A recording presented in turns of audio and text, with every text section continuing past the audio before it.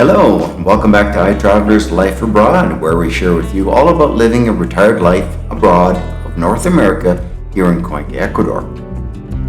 We've lived in Ecuador for over 3 years now. We've seen people come and go for a variety of reasons. Many have purchased real estate even before moving here permanently. People have established their residency using a variety of visa methods, and mistakes have been made by many, and misinformation is prevalent. We want to share with you what we and others have experienced or observed. So grab your favorite drink and have a sip, and we'll fill you in on these issues.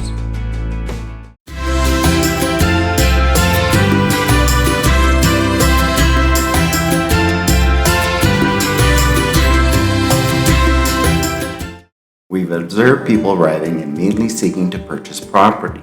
We've also known some who have purchased after an exploratory trip of a couple of weeks. Some have been successful and others have not. Investing in a foreign country, all the while never having resided in the country, speaking the language, understanding the culture, or even considering the health of the real estate market, brings us to want to share with you our thoughts. Here's some truths. While the primary investment vehicle in Ecuador is real estate, the current state of insecurity has had a great effect upon the real estate industry. Coastal cities, which were once considered to be viable for investment, have been suffering for several years. Selling a property takes years and not months. However, Cuenca is seeing a real estate boom. Condominium buildings are being built throughout the city, with a large concentration in our northwest area, commonly referred to as Gringolandia, as well as Puerto del Sol. These developers are truly taking advantage of the insecurity in the coastal regions, as a majority of the demand is from Ecuadorians seeking the safety of the highlands, where the cartels haven't established themselves to any degree. The construction is minimalist at best. We've observed kitchens so small that you have a few feet of counter use. Kitchen islands without power outlets, basic cabinetry with wheel slider drawers, and without storage shelving. As for bathrooms, the latest trend is pedestal sinks atop hung cabinets with little storage space beneath nor counter space. Shower stalls are most prevalent instead of tubs, and many of the latest properties don't have any amenities like gyms, pools, or saunas. Let's be fully transparent here and share what we've observed about construction. Firstly, there is little in the way of zoning. At present, homes are being bought up and raised in order to build condominiums. Neighborhoods are permitted to have talleres or workshops, so you can have an auto mechanic, metal worker, or furniture maker established beside a house, as you could also have a restaurant, produce seller, music, or dance school. So know that your neighbor can have chickens and ducks. There can be a non-traditional church as well. In our last rental, we lived in a beautiful home, but were dismayed upon moving in for the level of noise from such workshops, a church which enjoyed playing rock music, late night play in parks, and unleashed dogs everywhere. We've also experienced what we consider to be an absence of building codes, standards, or norms. So, if you're expecting that construction is the same as in Western nations, well, that's simply not the case. As an example, in our last rental, we determined that the microwave was a 220 volt model from Spain. It would auto shut off after 3 to 5 minutes of use. I read the installation manual, and the microwave was supposed to be vented if installed within cabinetry, as it was in this case, so it would shut off and we weren't able to use it other than, say, reheat a muffin. Fast forward to our current condominium unit, it has the identical microwave, and it's also built into cabinetry, and it's also not vented. It also shuts off after a few minutes of use. So, know that the contractors who build the condominium units or homes, they simply don't even read installation instructions for appliances. On the subject of electricity, as mentioned, the microwave in our rental house was 220 volts. However, you wouldn't know from looking at it, as it was a 110 volt receptacle. In our current condo unit, our house cleaner plugged in our vacuum, and it whirred at a high speed and sound pitch, and then she unplugged it immediately. We smelled a burn odor. I purchased a tester and identified issues with the several plugs. The condo unit is just 4 years old. So, after the owner visited with an electrician, I say this in parentheses, it was determined that the plugs had been wired 220 volts. Other plugs had no ground wires. The color of wiring used were non-standard, and hot wires were green instead of black or red. Yep, I was pulling my hair out that day. We've experienced plumbing issues as well, with showers having no equalizing valves, so you could get scalded or very cold water should there be another person using water in your unit. We've had sewer odors where we suspected no wax seals were used to install toilets, and we've seen dual kitchen sinks drain into one line so that one sink could back up into the other. We've come to understand that there are no trade schools and no codes, and no inspections before a property is sold to a buyer, especially if a home was built by an individual instead of a developer, which is the majority of build types. It really is the case of caveat emptor, buyer beware, in Ecuador when investing into real estate.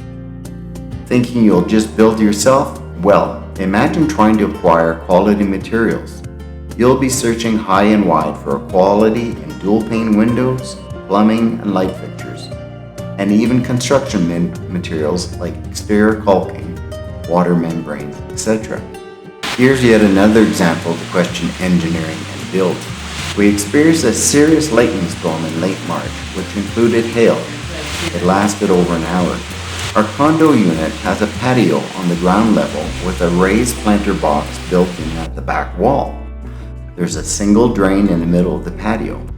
As the storm persisted, we had water begin to pool in front of the wall-to-wall patio doors, then fill the door tracks and eventually into the living area of the unit. We could see the water accumulate and the single drain attempted to keep up with the downpour. I had to go outside with the lightning and hail to push water towards the drain to keep it out of our unit. It was obvious that there was no slope towards the drain. I was simply in disbelief that you could build without considering sloping away from a building. Additionally, we have a closed-in terrace which also flooded. This terrace was designed following initial ownership. Unlike the living room, which had an overhang above the patio door, the terrace had no such feature, so the rain filled in the door tracks, all the while the glass roof joints leaked.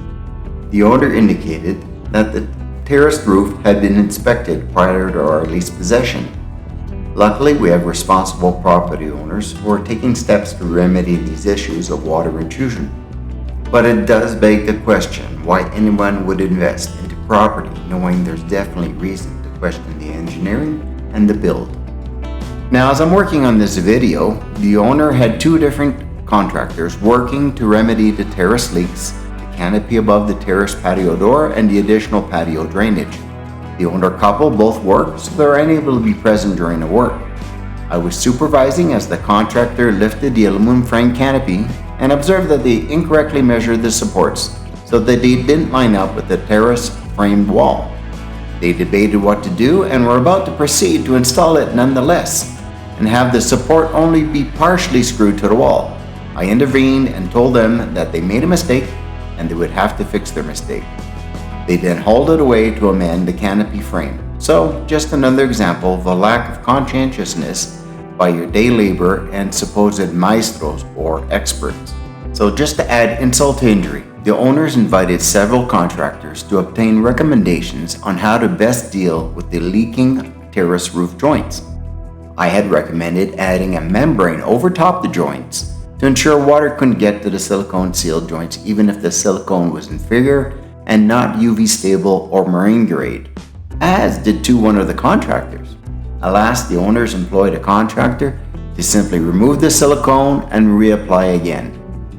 I asked to seal the silicone tube, and right on the recommended application, it says not recommended for exterior or marine applications. I shared this with the owner, who was told by the contractor not to worry as his work was guaranteed. So there you go. A verbal guarantee doesn't pay for the damages caused by roof leaks, but it only suggests he may return to have another go at doing a poor job. Now let's consider investing your money through investment visas and certificates of deposit. We have two friends who have had issues with their investment visas. Initially, they were led to believe that once their commitment to hold a CD investment or property investment for 2 years of their temporary visa qualification, that they would have met this residency visit requirement. Regretfully, this isn't the case, and they learned that their investments must remain throughout their permanent residency as well.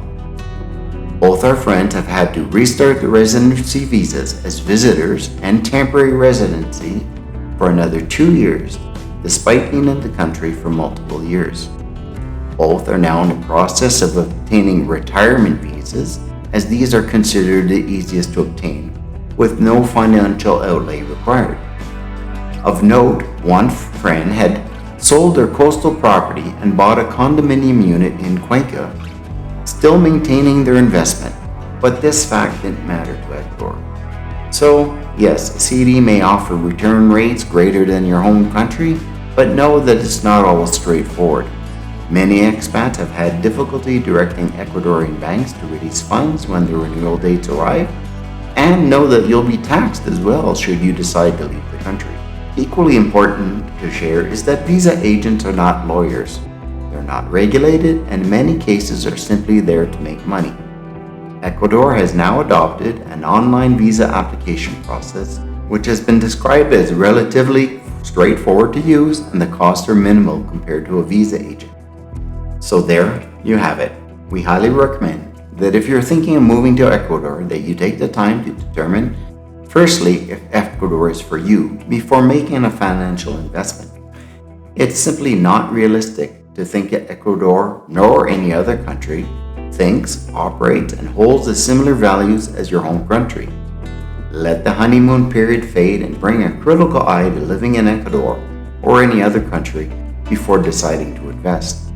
After all, you don't want to waste your money and time if you could have known what to expect, so be patient. Thank you for watching. Please consider liking and subscribing as we endeavor to bring more content about living in Ecuador. If you haven't already, or if you're new to our channel, check out some of our other videos about life in Cuenca, Ecuador. Until next time, hasta luego.